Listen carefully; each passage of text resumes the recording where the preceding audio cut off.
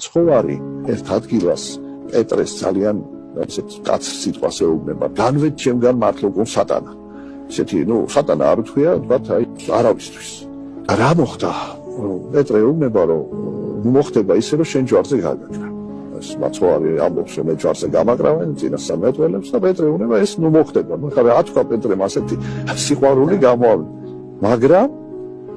განმარტავს სხვა კაცობრიwsას რა ხავდა არაფრისას შენი სიყვარული არის მიწიერი ლოგიკით შენი სიბრძნე არის მიწიერი სიბრძნე ამიტომ მიწიერი სიბრძნე არის ძალიან საშიში და აი ეს არის გამოსავალი რომ არსებობს ეს ღვთაებრივი სიბრძნე და ამ სიბრძნის გარეშე სხვა არც ერთი ცოდნა არ აძლევს ადამიანს ბედნიერებას და აი ეს დაგმო ერთმა ეს მიწიერი სიბრძნე კაცობრივი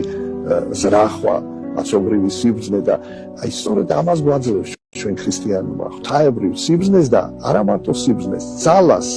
რომ ეს სიბრძნე აღვასრულოს მაგრამ ნახეთ როგორ არის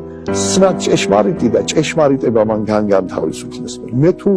არ ვაღიარე ის ჭეშმარიტება რომელიც უფალმა გამომიცხადა მე ვეღარ მივიღებ იმ ძალას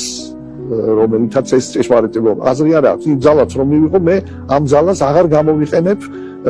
ჭეშმარიტების აღსასრულებლად თუ მე არ მწავს ეს ჭეშმარიტება ამიტომ წმენა პირველადია ჩვენ და ვიცმენოთ რომ ჭეშმარიტება არსებობს რომ იგი ობიექტურია ჩვენგან დამოუკიდებელია რომ იგი გამოცხადებითია ანუ ადამიანს არ შეუძლია გაიგოს ეს ჭეშმარიტება და აი ამ გამოცხადებით ჭეშმარიტებასთან მისვლა და მის საფუძველზე ცხოვრება არის გამოსავალი